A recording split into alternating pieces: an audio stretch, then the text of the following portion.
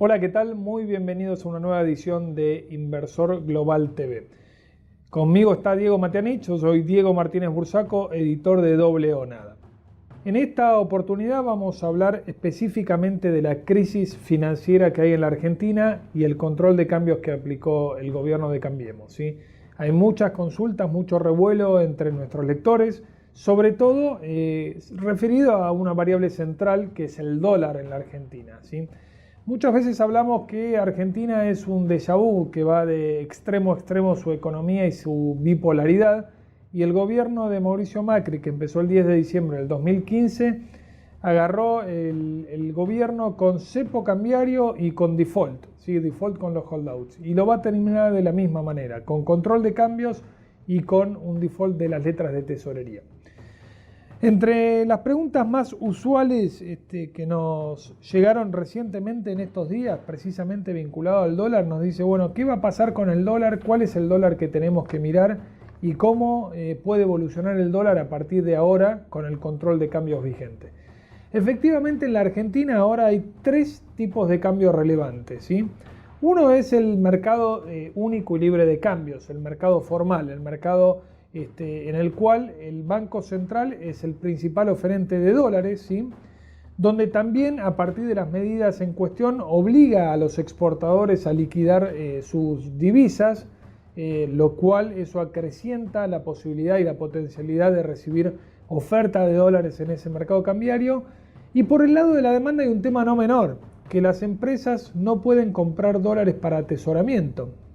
¿Qué quiere decir esto? Básicamente está de alguna manera contenida la demanda o reprimida la demanda y solamente pueden acceder a aquellos individuos que están dentro del marco de personas físicas o personas humanas y que pueden comprar hasta $10.000 por mes para atesoramiento. Luego también sí se puede demandar estos dólares para el comercio exterior, pero evidentemente al quitar esa demanda potencial de las empresas para atesoramiento, es un dólar que ya no es un mercado totalmente libre. Entonces seguramente vamos a ver un dólar oficial más bajo y otros dólares de la economía formal más alto. ¿Cuál es el segundo dólar de referencia que tenemos que mirar? El dólar de contado con liquidación. ¿Qué es esto? Es el dólar que surge por la compra y venta de títulos públicos en el mercado argentino, ¿sí? Es un dólar totalmente legal, libre y en el cual no están en juego las reservas internacionales, porque justamente surge de la compra y venta de bonos que nos da un tipo de cambio implícito. Tranquilamente las empresas que quieren comprar dólares para atesoramiento o mismo los individuos pueden acudir a la bolsa comprando un bono en dólares en pesos y vendiendo simultáneamente ese mismo bono en dólares. Como consecuencia de esa transacción nos da un dólar con una cotización determinada. Para que tengamos una idea, este dólar libre está cotizando aproximadamente con una diferencia de 7% respecto al dólar del mercado formal, aquel dólar donde no pueden acudir las empresas para el atesoramiento. Finalmente, y como les decía al principio de esta grabación, vuelven los déjà vu en la Argentina y vamos a tener que volver a hablar del dólar blue, el dólar paralelo. El dólar blue o el dólar paralelo es el tercer tipo de cambio que puede impactar en la economía y en las decisiones de inversión de cualquier agente o de cualquier individuo a la hora de armar un portafolio de inversión. Básicamente el dólar blue es el dólar informal, pero es el dólar que va a acudir mucha gente que no solamente no puede acudir al sector formal del dólar por cuestiones de impedimento legal, sino también porque, por ejemplo, se cumple el cupo máximo para comprar dólares a nivel mensual como instrumentó el Banco Central. De esta manera vuelve a retomar protagonismo y es importante para poder determinar las cuestiones macroeconómicas y las cuestiones financieras en Argentina, cuál va a ser la diferencia de cotización entre los tres tipos de cambio que hablamos recientemente. Cuanto más grande sea la brecha, más es la presión sobre las expectativas de inflación hacia el futuro y en ese sentido entonces más desequilibrio e inestabilidad se va a sentir en el mercado. Básicamente esas son las nuevas reglas de juego para el dólar en la Argentina y ahora le voy a dar pie a Diego para que nos cuente cuáles son las alternativas que hay para dolarizar el portafolio libres de riesgo argentino y en esa manera poder armar una estrategia mucho más allá de bonos o acciones locales. Bueno, Diego, muy interesante el punto. La verdad que fue una semana bastante complicada. Muchas consultas de suscriptores que tenían demasiada exposición en lo que son activos locales, ¿sí? En pesos, en dólares. Incluso hubo muchos problemas con los fondos comunes de inversión, ¿sí? Afectados por estas medidas. Entonces, la pregunta básica que nos hacen los suscriptores es cómo hacer para dolarizar los ahorros tratando de minimizar al máximo los riesgos de invertir en Argentina, ¿sí? Yo acá me animaría a decir que hay básicamente dos alternativas, ¿sí?, que estamos manejando.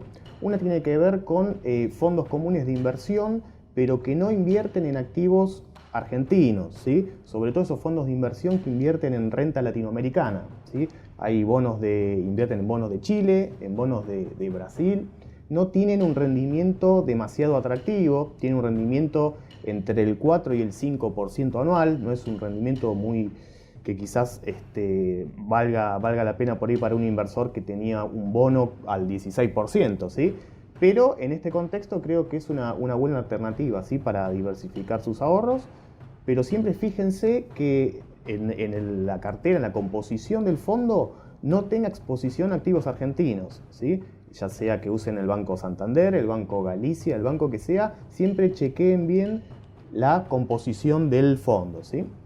Después, por otro lado, para aquellos que por ahí tienen un perfil un poco más agresivo, está la alternativa de los CDRs, ¿sí? Los CDRs son justamente los certificados que emite el Banco Comafi de las acciones que tiene depositadas en sus arcas de empresas extranjeras, ¿sí? Ahí actúa un poco el contado con liquidación del que hablaba Diego, ¿sí? Entonces es una manera de invertir en empresas que cotizan afuera, ¿sí?, pero que si el tipo de cambio se mueve, también lo hace el precio del CDR, ¿sí? Una cuenta lógica que se suele hacer para ver qué valor tiene el certificado es dividir el precio de la acción en Estados Unidos, ¿sí?, por el ratio de conversión, ¿sí? Puede ser un ratio de conversión de 1 a 1, 2 a 1, 10 a 1, eso depende el ratio que le asigna el banco, lo pueden chequear en la página del Banco Comafi. Y multiplicándolo, por el tipo de cambio CCL, ¿sí? Entonces ahí nos va a dar un precio estimado del CDR como para no pagar un precio que en estos momentos por ahí se paga un precio que no está acorde con lo que realmente vale la empresa. Entonces ahí tenemos tres fuentes básicas de rentabilidad. Una es el precio de la acción en Estados Unidos, ¿sí? Supongamos que invertimos en el CDR de Apple, por decir, y la acción de Apple sube, ¿sí?, en estos días, entonces ahí ya tenemos una apreciación por solamente la variación del precio de la acción del subyacente en Estados Unidos. Otra es por el tipo de cambio. Si el dólar CCL aumenta, ¿sí?, el precio del CDR se va a ir acomodando al precio, a un precio mayor, ¿sí? Y por otro lado, los dividendos que paguen las empresas. En el caso de Apple no paga una tasa muy alta, pero es otra fuente de rendimiento que puede dar al CDR. Así que creo que básicamente esas son las dos mejores alternativas que por lo menos veo hoy en dólares, no sin riesgo, pero con un riesgo bastante acotado, ¿sí? Una son los bonos latinoamericanos, que se puede invertir a través de fondos de inversión, y la otra son los CDRs de empresas en el extranjero. Y una cosita más, a tener cuidado con los CDRs a elegir, ¿sí?, porque hay empresas que por ahí tienen mucha liquidez, ese es un tema a tener en cuenta. También hay CDRs que no tienen mucha liquidez, eso significa que por ahí compramos un CDR y el día que lo queremos vender no hay demasiadas operaciones como para poder hacernos de los fondos nuevamente, ¿sí? Entonces, a tener en cuenta eso, la liquidez, pero ver qué activo también vamos a invertir, ¿sí? No por comprar CDRs vamos a elegir de una lista, ¿sí?, o sea, así al tuntún, digamos, ¿sí? A elegir bien la empresa, como por ejemplo puede ser General Electric, que es un caso que es un CDR que tiene mucha liquidez, pero es una empresa que está en bastantes problemas, ¿sí? Bastantes problemas con, sobre todo ahora una investigación sobre fraude financiero, lo que ha determinado que las acciones de General Electric bajen bastante, ¿sí?, en el último tiempo. Así que a tener en cuenta eso, ¿sí? Bueno, bárbaro, Diego. Bueno, entonces a modo de resumen, existen instrumentos que son libres del riesgo argentino, pero no por ello, digamos, debe ser el único criterio de selección. Una vez que identificamos un fondo o un CDR determinado, tenemos que analizar el instrumento puntualmente para ver si está acorde con nuestro nivel de riesgo, plazo de inversión y tolerancia a la iliquidez, como bien dijiste, Diego. Nos estamos despidiendo, les agradecemos por estar presentes en este canal de Inversor Global y obviamente háganos llegar sus consultas en los medios y canales tradicionales para que podamos poder evacuarlas abiertamente para todo el público inversor en la Argentina. Muchas gracias.